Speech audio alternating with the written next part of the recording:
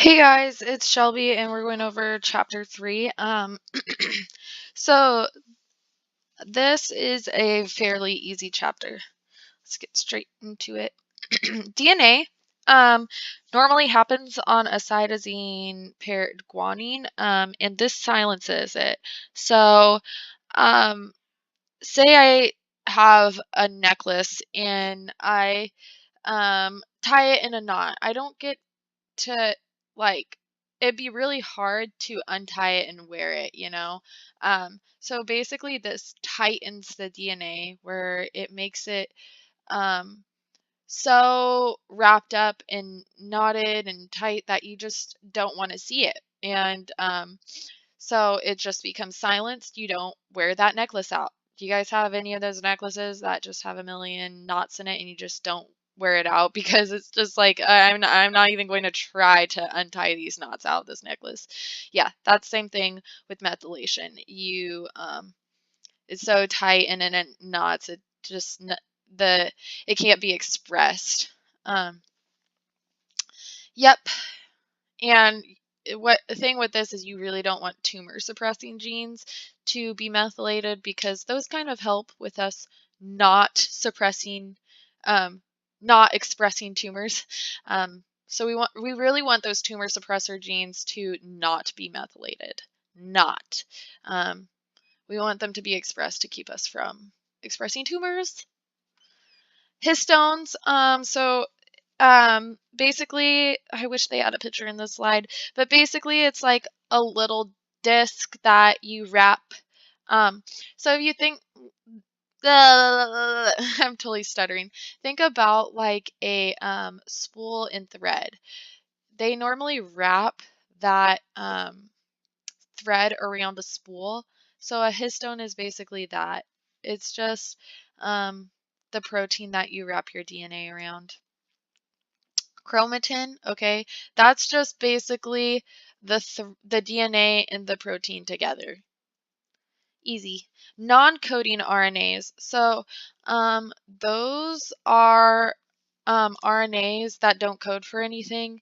However, they do have regulatory functions. Um, and micro mRNAs, they focus on helping out the messenger RNA. However, they could stimulate cancer, and oncomeres are cancer genes. Um, this is just a question. Embryonic stem cells. So we all came from one cell.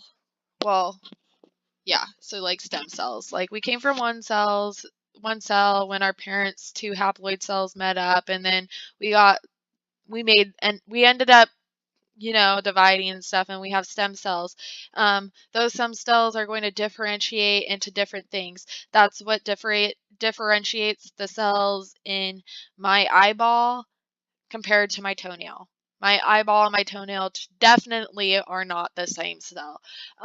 So yeah, that's the difference. However, they all have the same DNA. The only difference is what is expressed and what is not expressed of the genes in those DNAs. So if I have a lot of toenail um, genes being expressed, I probably look like Tree Man because I'm just expressing toenails and stuff everywhere. Like, have you ever guys looked at the tree man? He literally looks like a tree. He just has like a whole bunch of like toenails everywhere. It looks like so. Yeah, that's what that would be. um, so yeah, we all rise, and if we have problems in differentiating in those stem cells, it can cause problems. Um, So, like I said, all cells contain the same DNA. Epigenetics is what differentiates them, and um, so yeah. Mhm. Okay, so this is talking about imprinting. So My mom is Hispanic and she has really beautiful olive skin, and my dad, he is German, so he has really white, kind of pinky skin. So for instance, I my mother's gene was imprinted, so it was silenced. I did not get that beautiful olivey tan skin. I got my dad's. So my dad is what is expressed. My mom's is imprinted. It's inactive. I cannot get a tan for the life of me. Um, Biallelic is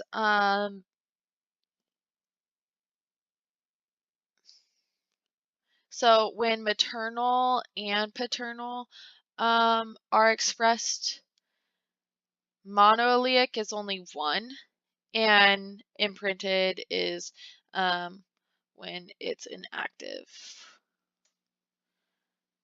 Genomic imprinting.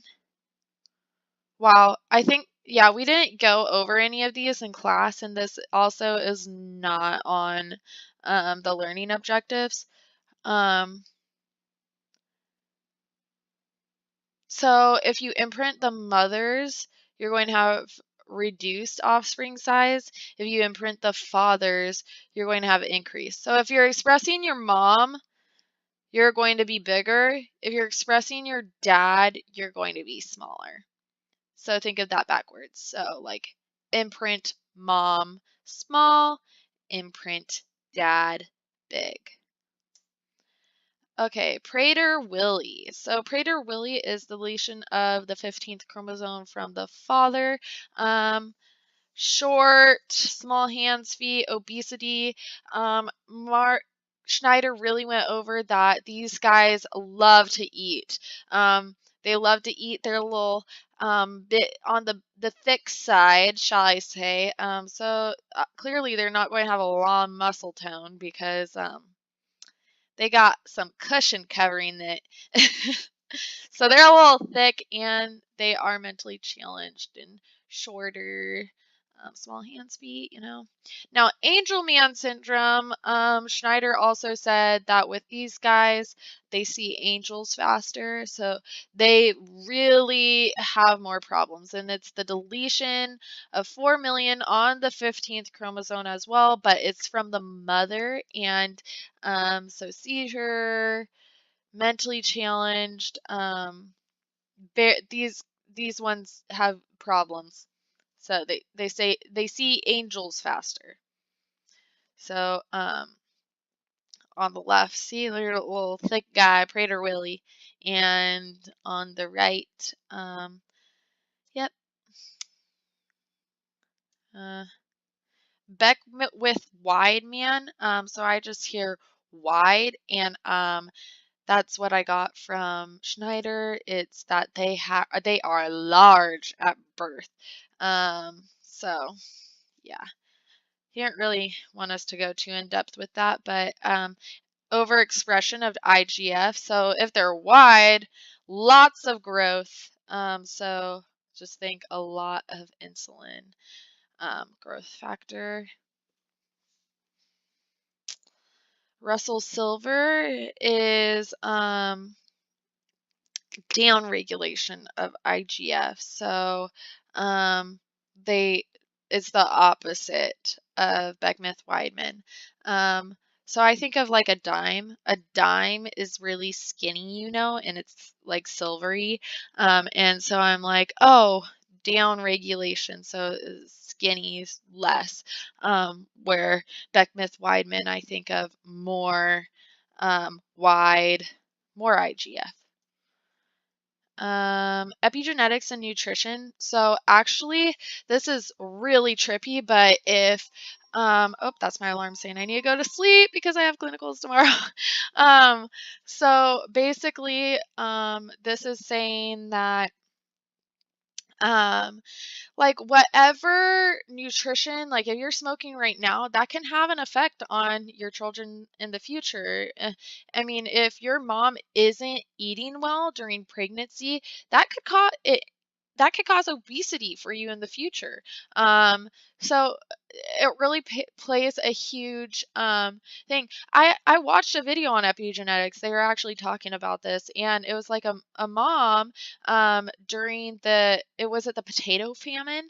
Yeah, during the potato famine, they noticed that all the mothers who were pregnant during the potato famine, um, they they gave birth, and their children grew up and suffered from obesity like no other. And there's a belief that the epigenetics were altered because when their mother was carrying them, they um the babies, they were like, hey, we're not getting enough food, so we're going to mutate ourselves to being accommodated to less food. Now when they get out of utero and they grow up and they're eating hamburgers left and right, and they're having a slow metabolism because back in utero their body was saying, hey, we need to slow it down, so because we're not getting much and now we're getting a lot in adulthood. It caused them to become overweight. So I've heard about this. Very interesting. I don't know the video, but TED Talk. Yeah, so that could happen. Yep, yep, yep. Maternal care, fetal alcohol syndrome. So I think everyone's heard of this, but ethanol does not do well in utero. It um, repress fetal expression of DNA methyltransferases. So it basically messes with quite a bit, and you get fetal alcohol syndrome. In fetal alcohol syndrome, you get very severe functional disorders. You're not mentally all there. I know they have lower set years. Um, yeah, Fragile X syndrome is where you have abnormal methylation, um, and so a large cytosine guanine repeat. So, yep, not too much going into that. I asked Schneider on this. He can't really go too in depth with it. I'm not sure if he really wants us to know it so in depth, but just know like FRMRI promoter and a large cytosine guanine repeat. Um, and yeah, it's from abnormal methylation. Fragile X. Facio scapulohumeral muscular dystrophy. Repeat in DUX4 gene. Loss of normal methylation.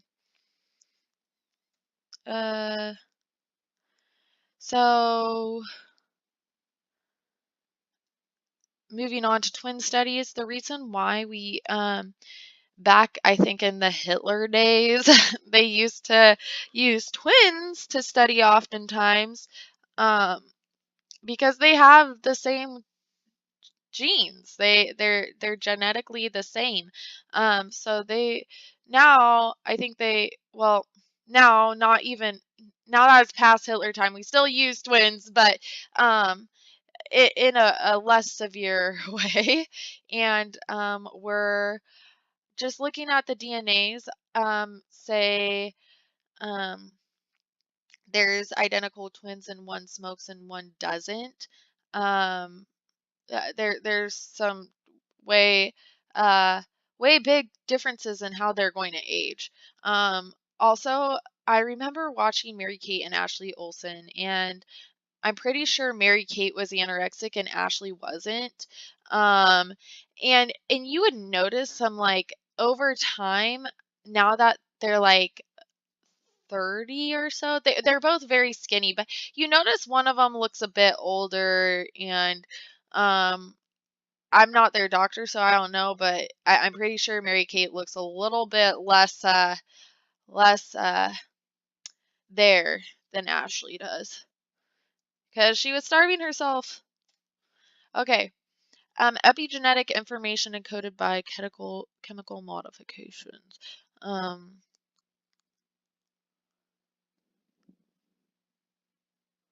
Huh. Oh, okay. So this is there's this thing called 5-acetylzehyde or whatever I read in there, and they've been using this. It can bind to things. So say, okay, so we know acetyl can unwind, so it loosens stuff, and methylation tightens stuff. So say we have a heavy methylated gene.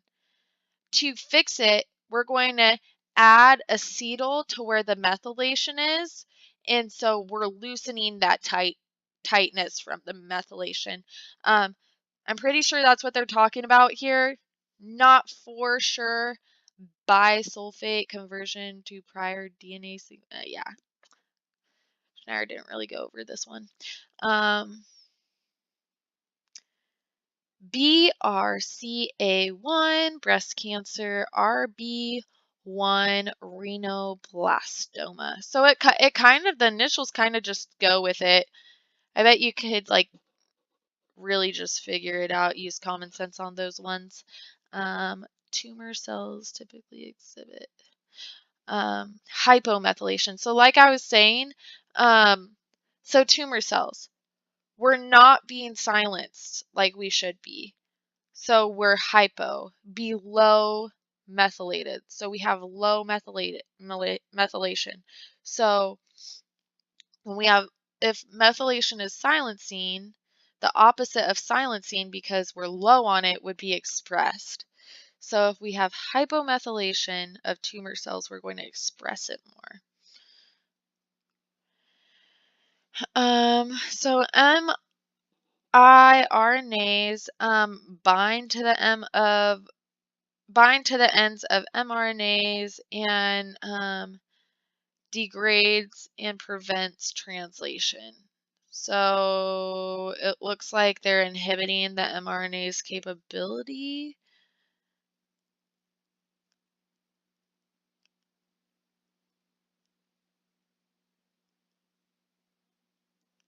Oh, okay. So when they're methylated, mRNA becomes overexpressed. Epigenetics in cancer, screening for cancer. We already know this. Methylation can cause more. Strategies. Oh, here's where I was talking about demethylating methylating agents. Yep. I'm going to just move on to the learning objectives. I kind of went over those really briefly because there's a lot that I don't really think we need to know there. So DNA methylation is methyl group attaching to cytosine and guanine, and it silences. Now, histone modification, if we have acetyl binding, we're loosening, we're unwinding. So if we have more acetyl, we're going to express more. We're going to make more. If we have low acetyl, we're going to express less, make less. So methyl is tightening and silencing, acetyl is loosening and expressing. RNA-based modifications is when an intron gets out and make mRNA, I mean, which can alter to oncogenes and increase carcinogenesis.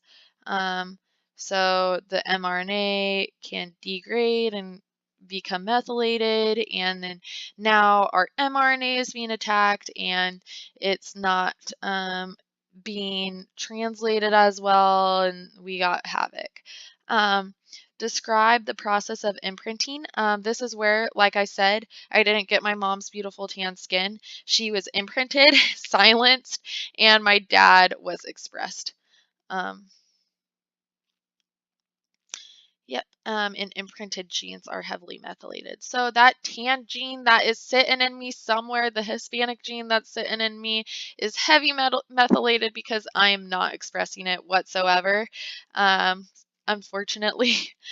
Um, Nutrition, like I was talking about, the potato famine, all of those moms who were starving during the potato famine, their babies, their genes were altering to accommodate for that. And then when they get out and are eating normally in adulthood after the potato famine, they're getting too much food for what their genes made them up to be.